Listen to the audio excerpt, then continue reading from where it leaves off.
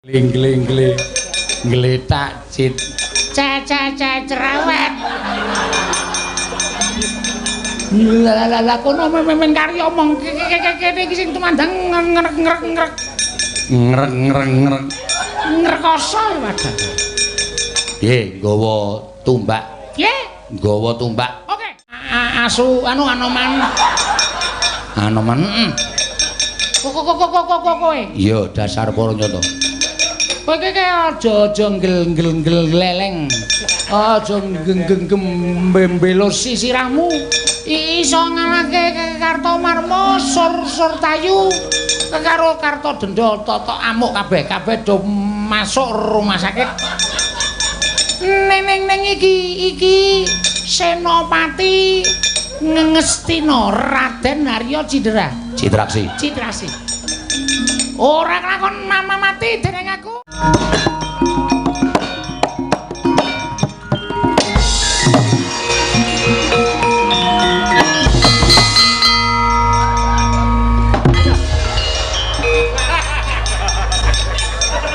apa nantang panah-panahan ora aku apa piye sorry Wan lah sampean neng kono dadi kena ana wong tuwa kok dimbat cengele ora sak penae dhewe mundur ora sida mana rasa wah rugi nih wis kebacut tatoke ora ditoke ya sing ngopo-ngopo kono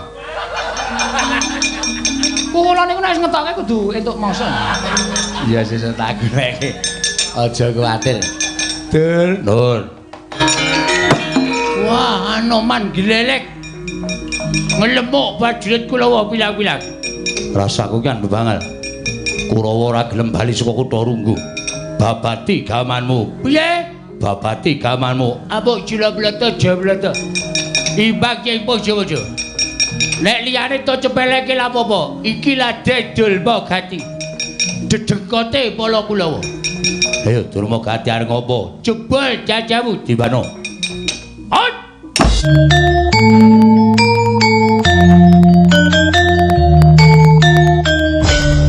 ngopo jebul jajamu dibano on elok edan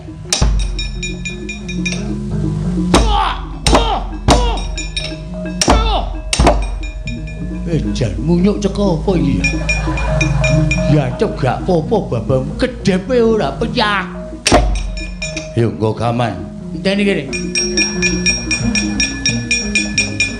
bedo sirahmu dibano manjat wis seblak sirah wah edan ayo golek sing landhep oke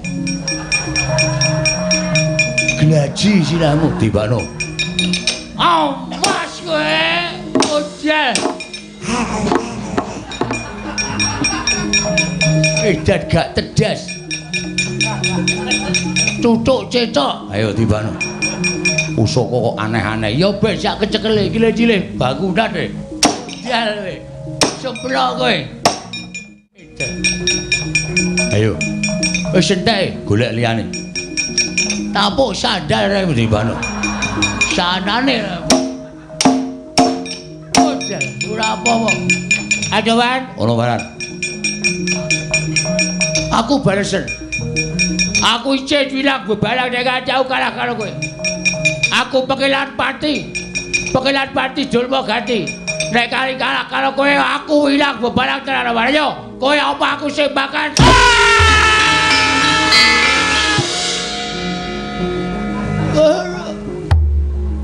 mati cilaka Durma Gati ge Wan mungsuh Anoman ampuh Wan lah ya wis ken biyen Anoman ki tau tate kondang ngobong negara Ngalengka mateni buta pirang-pirang mongko ra ndek kanca ming ijin elok nggih elok kowe karo bojomu iki gilane kepati-pati anggere arep lunga digetake terus mengkeret ning kamar nggih Man ndekno kok perang pun kula nggawa bendho bareng Man nggawa bendho kula tutuke bles Anoman iku Kedhepe ora, bendoe kaya ora landhep ngene lho. Heeh. Sing kedua nggawa glaji. Pusaka kok graji Kiai Senso. Ha iya. Kula glajake silahe nguk-nguk mboten napa-napa. Edan. Nilih tukang bangunan cetok lagi nggo nglabul kula saut. Kula tuthuke Anoman ya gak apa-apa. Terus sing terakhir kula kentekan akal. Nggawa apa? Sandal. Sandal kula tapukke Anoman mlingis wae ora. Dheweke nesu ngantem cangkem kula sak kayang-kayange bles. Kula nganti bengok slomat. Wah. Le meneng jejeli sikil cangkem kula. Mak slep ngonten wuduh. Wah, mongko sikil kethek tengike lah jamak-jamak. Lah iya, nganti wah toban man. Terus bar niku lho dicandak banteng teng anu napa? Wantem rai kula banget. Nganti kontal tekan nggon kendang jaipong. Kalah. Pengedune kawon, Man. Kula cuma nggakaken pun monggo dilahapi. Kula lah menang nek kali Anoman. Sapa iki sing arep mungsuh Anoman? Sapa Kurawa? Mbok wis rasah cit. Wah, mboten. Fanmu ora mangkat. Mboten dados apa, Man? Mboten dados sajab. Sadap. Sabab. Mungsuhe Anoman. Suramrata, Jayamrata. Imbang padha-padha. Nek omong ora nang jeron kotak kene mlebu kene. Siap.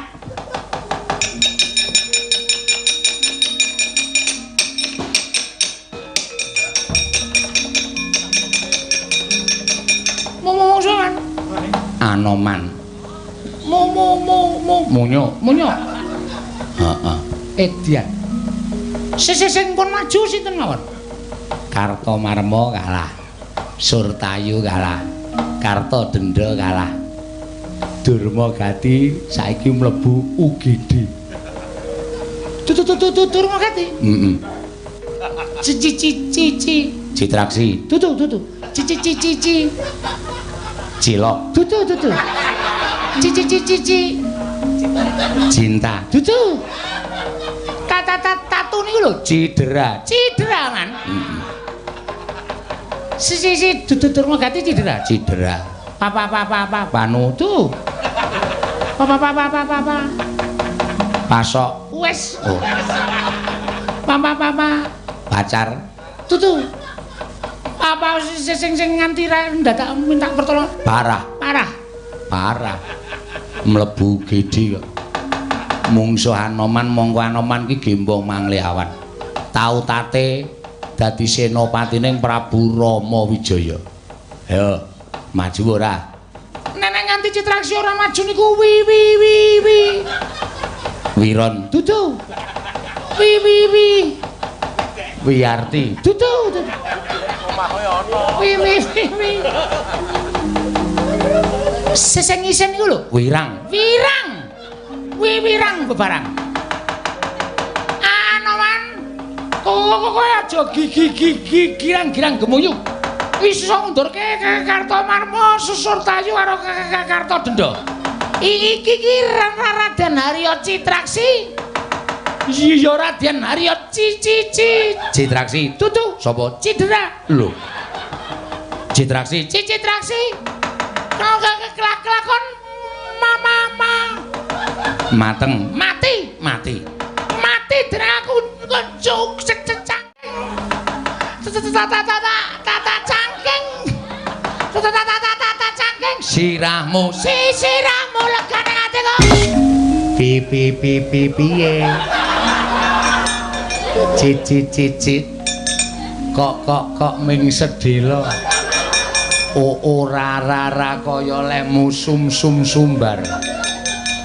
Diantem pisan kok ngleng ngletak cit. Cerewet. Lah kono men karya omong kene iki sing tumandang ngrek. Ngrekoso wadah. Nggih, nggawa tumbak. Nggih. Nggawa tumbak. Oke. Kuku kula tanju kok panah. Ya. Panah. Ya, ya.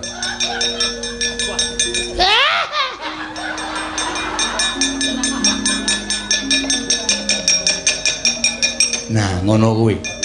Sit Anoman ditegeli. Oke, Man. Anoman. Apa sing katon? Keketiban papapainah. Panah. Oh iya, Dik. Keketiban panahku ora jeng-jeng-jeng. Jengkit. Tutu.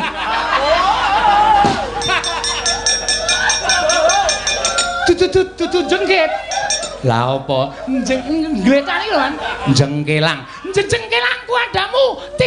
Tinju. Tinju ngakerat nyawamu. Wis gek diculke. Nan, Diculke. engko nek mabur. Wah. Tak totok malah mutar. Mama mati dereng aku wae.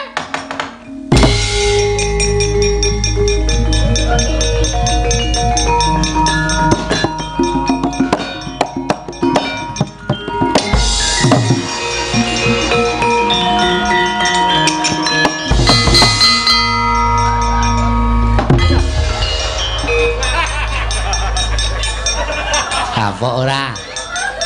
Nantang panah-panahan ora aku apa piye?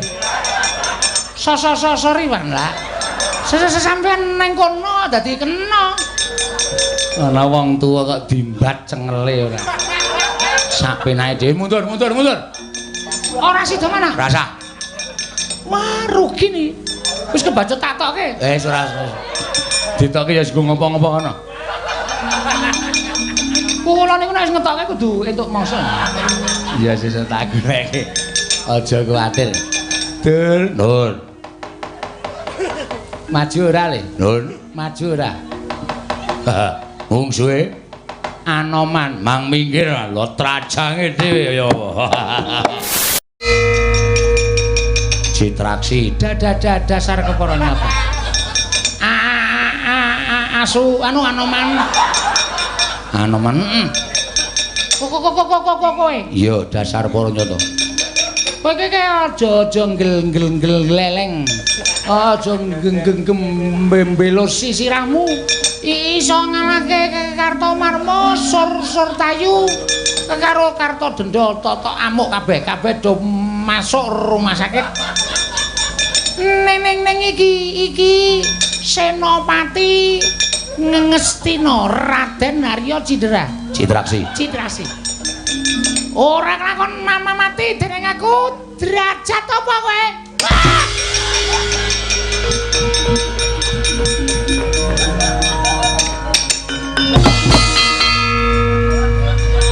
Omongan marai loro napas.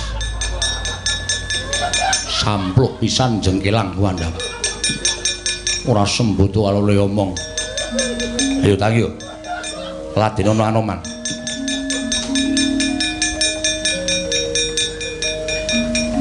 Piye. Cicit. Kok ming sedhela. Ora kaya lemu sumbar. Didiantem pisan kok ngleng-ngleng ngletak cit. Cerewet.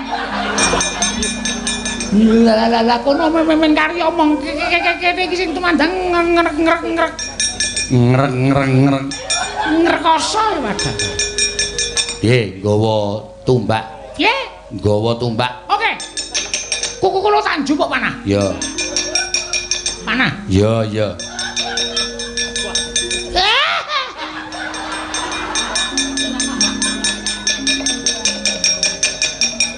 Nah, ngono kuwi. Sit Anoman ditegeli. Oke, Man. Anoman. Apa sing katon? Keketiban papapainah. Panah. Oh iya, Dik. Keketiban panahku ora jeng-jeng. Jengkit. Tutu.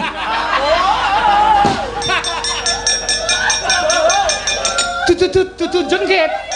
Lah apa? Nggetani lho, Man. Jengkelang. Jengkelang kuadamu. Tinju. Tinju ngakerat nyawamu. Wis gek diculke. Nan, Diculke. Engko nek mabur. Wah. Tak totok malah mutar. Mama mati dereng aku wae.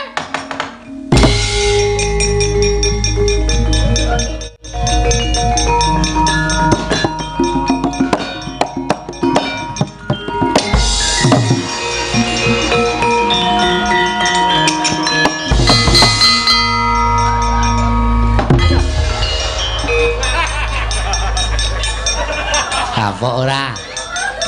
Nantang panah-panahan ora aku apa piye? Sorry Wan lah. Sampeyan nang kono dadi kena. Ana wong tuwa kok dimbat cengele ora. Sak penae dhewe mundur. Ora sida mana? Rasa. Wah, rugi nih. Wis kebacut tak tokke. Ora. Ditokke ya sing ngopo-ngopo ngono. Kula niku nek ngetokke kudu entuk mangsa. Ya sesuk tak goleki. Aja kuwatir. Nur. Maju ora le? Nur, maju ora? Wong suwe Anoman mang minggir lho trajange dhewe ya apa.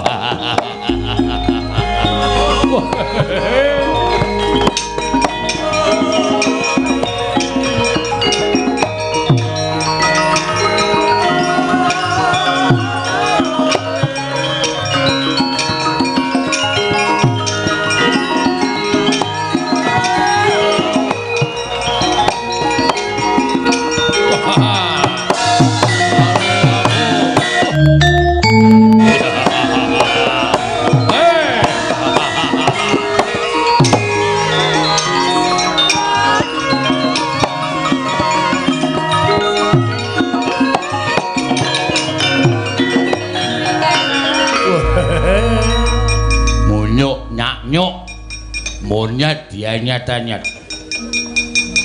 Ngatase kowe iki mengkewane kok digdayamu kliwat ukur lho, Mar Edan. Urawa 100 cacahe bubar mawut ora karo-karuan memungsuh munyuk sak gegem gedene. Rasah kuwi bebangan. Ayo, kowe apa aku sing tekaning pati piye? Kowe apa aku sing tekaning pati canjak? Bondo tanwak rantai nggo golek kambil we. Wah, iki nanggere ngene iki. Ya heeh wis ra. Heeh.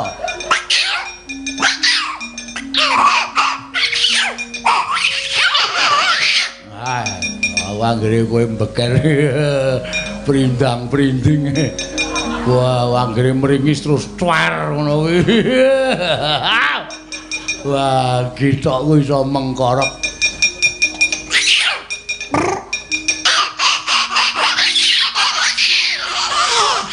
Iya.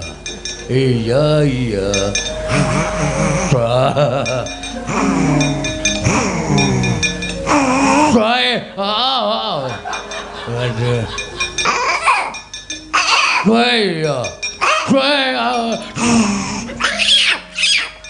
Minggat.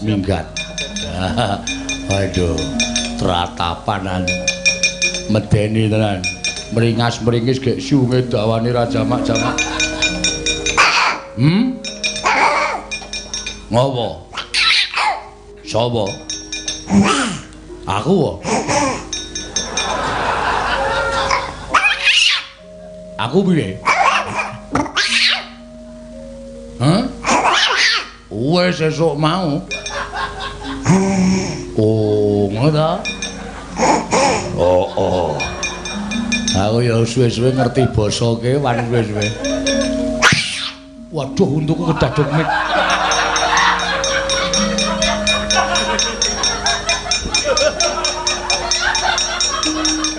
Untukku kedaduk mik. Lino. Ah, ya tak doke sike, engko ndak daduk meneh. Yo. Wah, oh iya. Wah, iya. Weh. Iya, ayo iyong. Iya, lo. Iya.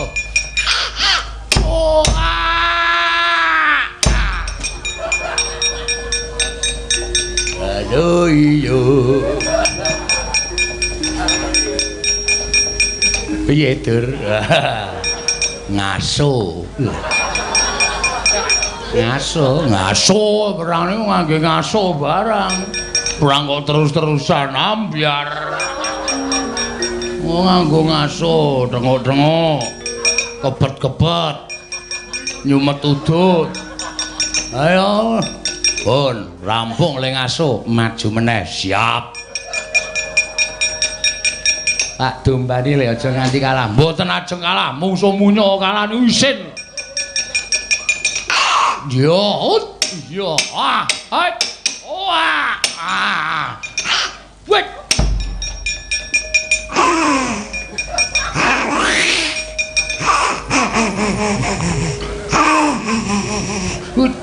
Cengengesan. Geguyu to. Yo.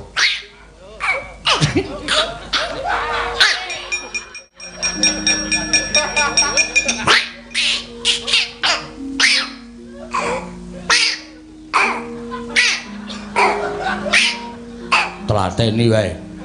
Wis ora kecekel. Kok Rangi Rama iki.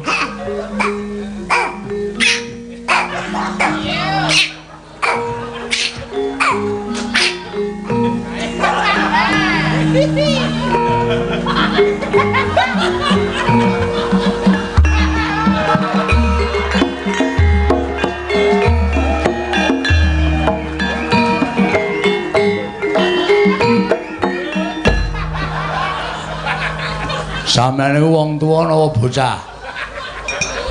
Lah ya wong tuwa ana wong ngoyak munyuk ditirokke.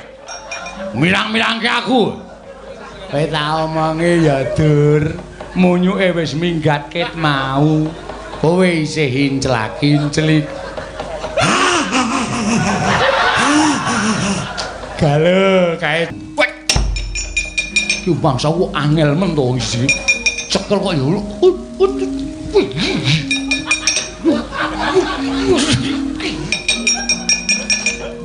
Terus tuh. Terus pokoke kudu kowe luwih cepet mesti kecekel.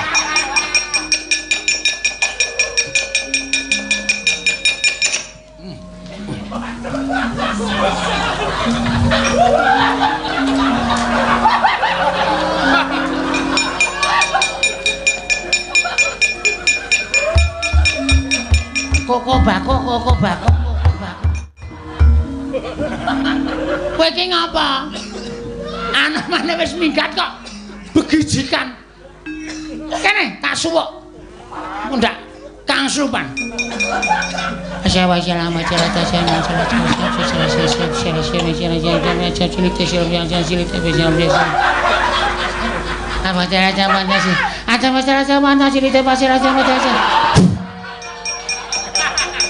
Wes eling kula. Maju le. Aja nganti adi. Ayo, aja dolanan. Aku wegah Pangeran Pati dijak dolanan.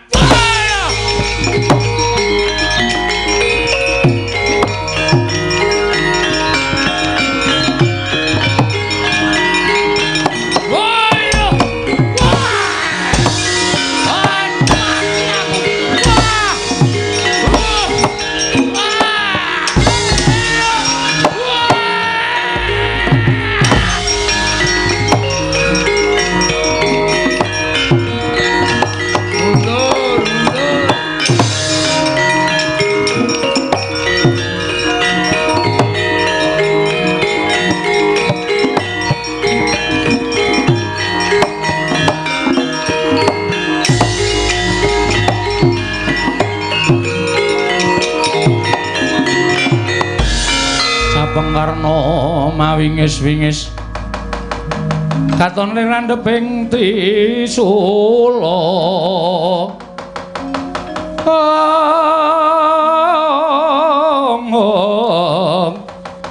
muga markota lir kabaranang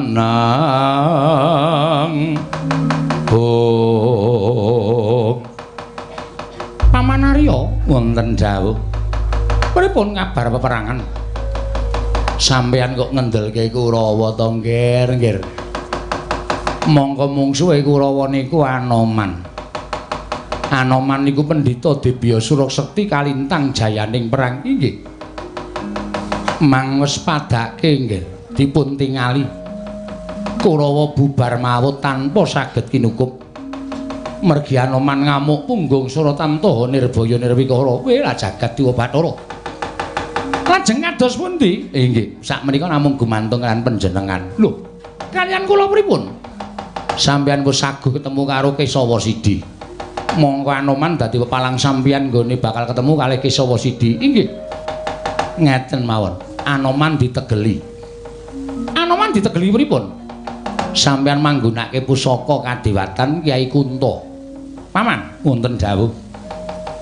Kyai Kunto menika mboten saged medal saking langkapipun menawi dereng tumapak perang ageng Bratayuda. Menika pusaka kula, piandel kula. Piandel panjenengan menika ora kathah to. Mbok sampun ngantos sawel. Dinten samangke dipun ginakaken kemawon. Pusaka kawangga menika bebasan sampun mboten saged dipun wilang. Mawi wilanganing driji saking kathahipun. Menawi namung ikhlasaken Kyai Kunto, kula kinten mangke paduka badhe pikantuk pusaka sanesipun. Anoman boten sagetan, boten badhe kuwawa nadhahi Kyai Kunto. Nek Anoman tekaning pati sampeyan iso ketemu karo Begawan Kesawa Sidi. Anak Prabu Ngawangga pikantuk pepakem Makutha Rama dipun aturaken ingkang rayi ing Ngastina. Tumuntun panjenengan badhe kondhang kawentar-wentar. Jagat menika sami ngondo dhateng Nalindra Ngawangga Adipati Basukarna.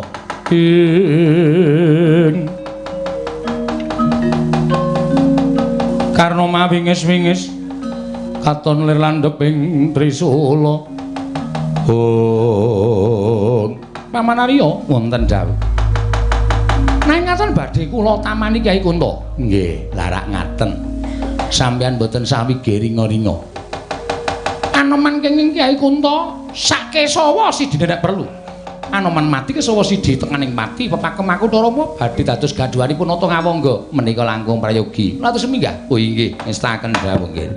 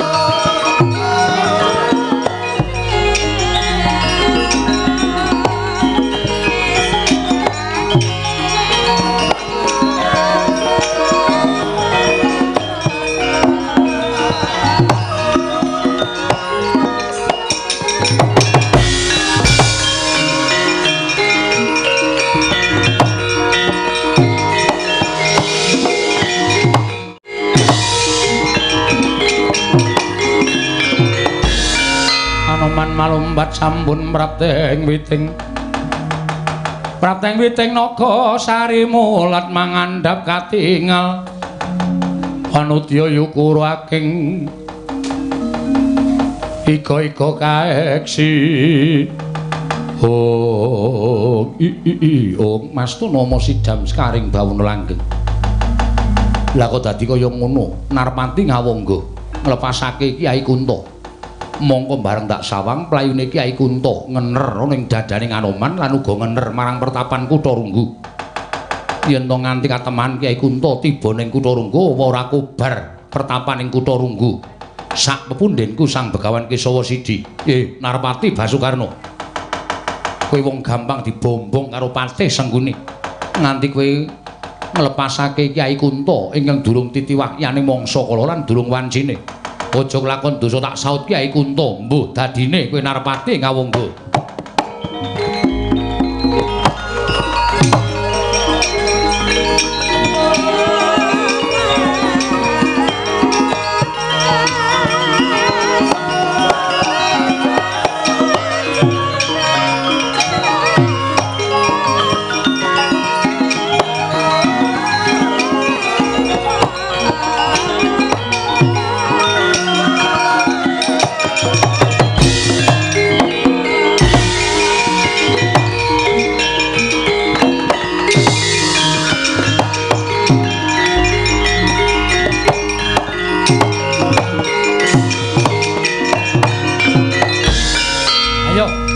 Suramrata. Jayamrata imbang yen padha-padha senggana. Arepa kowe kondhang dadi senopati ning perang jaman Rama Wijaya. Kuwi wis lalu mangsane. Iki jaman saiki kowe ora bakal bisa. Aduh, lho. Wah, mati aku garwanca.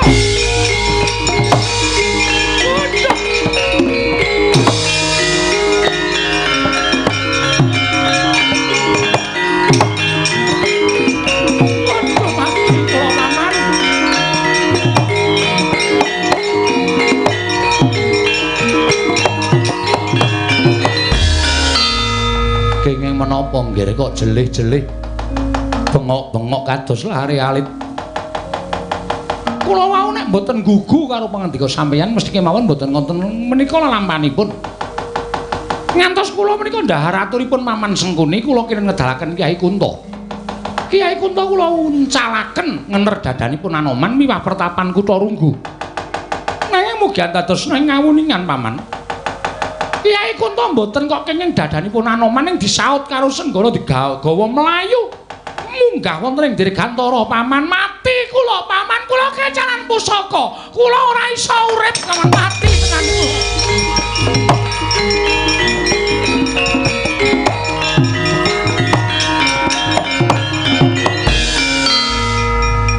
Nuwun sewu. Didamel sabar kemawon. Sing jeneng wong perang menika kelangan pusaka tatu wonten ing madyaning pabaratan gedene tekaning pati menika sampun sandanganipun wong perang. Panjenengan sampun ngiklasaken Kyai Kunta dipun dawahaken dadanipun Anoman nanging sajaipun Anoman menika langkung limpat langkung trambil. Pekasan Kyai Kunta dipun saut dening pun Anoman. Sak menika dipun beto dening Anoman. Antular sabar to nggih, sabar. Terus Anoman ajeng ki napa pusaka niku kanggo ngopo? Tur dheweke wis mandita, dheweke wis brahmana, wis ora kepengin gunakake pusaka. Pun sampeyan mboten sah bingung. Ngawangga tasih kathah pusaka. Ngawangga tasih kathah pusaka saking kadewatan kinarya lintunipun Kyai Kunta. Dipun lermaken manahipun. Dipun lermaken penggalipun sampun ngantos dipun penggalih ingkang langkung rebet sakmenika monggo sinambi ngentosi Anoman mesanggrah wonten tepis wiringing arga Kutha Runggu ropyan-ropyan seneng-seneng suka-suka parisuka dhareca ngunjuk ingkang seger mangke menawi panjenengan menika sampun kepareng ngunjuk mangke lajeng radi oleng sekedhik ngaten. Panjenengan tertentu badhe supe lelampahan kecalan Kyai Kunta menika badhe supe. Sampun ngantos dipun penggalih ingkang lebet monggo. Kula dherekaken menika Kurawa kejawi romanti siaga wujudipun tumbak pedang kinarya peperangan ugi sampun rumanti samapta ing gati inggih menika dedaharan kinarya suka-suka parisuka mangun sukaning manah. Monggo mboten sah digawe sedih. Wong urip kok sedih menika sing digoleki apa?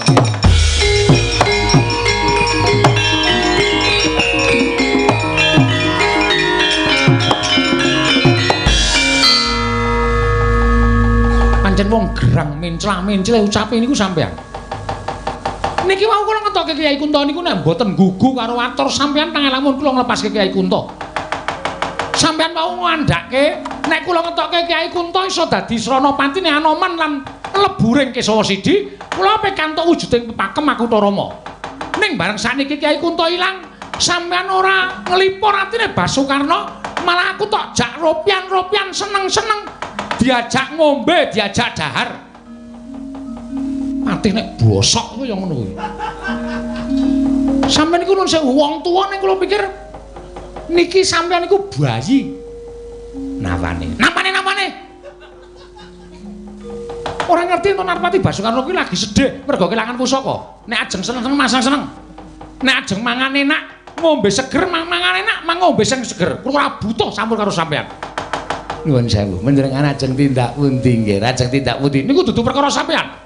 Arep nendi Narpati Basukarna niku dudu perkarane Pati Sengkuni dhewe-dhewe, Kurawa dhewe, Narpati Basukarna dhewe.